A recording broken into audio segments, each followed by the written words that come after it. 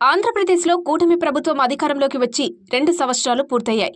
ఎన్నికల సమయంలో ప్రజలకిచ్చిన హామీలు, ఉద్యోగాల కల్పన, ధరల నియంత్రణ, రైతుల సంక్షేమం, మహిళల అభివృద్ధి, యువతకు అవకాశాలు వంటి అనేక అంశాలపై పెద్ద ఎత్తున వాగ్దానాలు చేశారు. కానీ 2 ఏళ్లు గడిచిన ప్రజలు ఆశించిన స్థాయిలో ఫలితాలు కనిపించడం లేదని విమర్శలు పెరుగుతున్నాయి. ఈ నేపథ్యంలో ప్రధాన ప్రతిపక్షంగా ఉన్న వైఎస్ఆర్ కాంగ్రెస్ పార్టీ రాష్ట్ర వ్యాప్తంగా ప్రతి నియోజకవర్గంలో ఆందోళన కార్యక్రమాలను నిర్వహించింది. ప్రజా సమస్యలపై ప్రభుత్వాన్ని నిలదీయాలనే ఉద్దేశంతో చేపట్టిన ఈ కార్యక్రమాలకు పార్టీ శ్రేణులు, నాయకులు, కార్యకర్తలు, ప్రజల నుంచి విశేష స్పందన లభించింది. రాష్ట్రంలోనే పట్టణాల నుంచి గ్రామాల వరకు నిర్వహించిన నిరసనల్లో ప్రజలు తమ సమస్యలను స్వయంగా వెల్లడించారు. పెరుగుతున్న జీవన వ్యయం, రైతులకు ఎదురవుతున్న ఇబ్బందులు, యువతలో నిరుద్యోగ సమస్య, స్థానిక అభివృద్ధి పనుల్లో జాప్యం వంటి అంశాలను ప్రజలు ప్రస్తావించారు.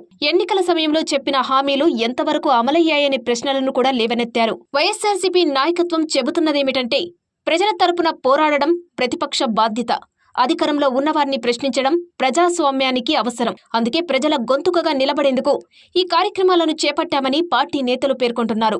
రాష్ట్ర వ్యాప్తంగా జరిగిన ఈ ఆందోళనల్లో ఒక విషయం స్పష్టంగా కనిపించిందని వైఎస్ఆర్సీపీ వర్గాలు చెబుతున్నాయి. పార్టీ శ్రేణుల్లో ఇప్పటికీ ఉత్సాహం తగ్గలేదని, గ్రామస్థాయి నుంచి రాష్ట్ర స్థాయి వరకు నాయకులు చురుకుగా పనిచేస్తున్నారని వారు పేర్కొంటున్నారు. భారీ సంఖ్యలో కార్యకర్తలు పాల్గొనడం పార్టీకి క్షేత్రస్థాయిలో ఇంకా బలమైన మద్దతు ఉందనే సంకేతంగా వారు అభివర్ణిస్తున్నారు.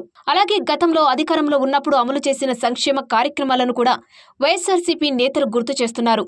విద్య, వైద్యం, రైతు సంక్షేమం, మహిళా సాధికారత, సామాజిక భద్రత వంటి రంగాల్లో తీసుకువచ్చిన పథకాలను ప్రజలు ఇప్పటికీ గుర్తుంచుకున్నారని వారు అంటున్నారు. అందుకే ప్రభుత్వ వైఫల్యాలపై మాట్లాడినప్పుడు ప్రజలు కూడా స్పందిస్తున్నారని పార్టీ నాయకులు చెబుతున్నారు. ప్రత్యేకంగా యువత, రైతులు, మహిళలు ఎదుర్కొంటున్న సమస్యలను ఈ కార్యక్రమాల ద్వారా వెలుగులోకి తీసుకువచ్చామని వైఎస్ఆర్సీపీ అభిప్రాయపడుతుంది. ప్రజల నమ్మకాన్ని గెలుచుకోవడం మాటలతో కాదు, చేతలతో సాధ్యమని, ఇచ్చిన హామీల అమలే ప్రభుత్వ పనితీరుకు అసలు కొలమానమని పార్టీ నేతలు పేర్కొంటున్నారు.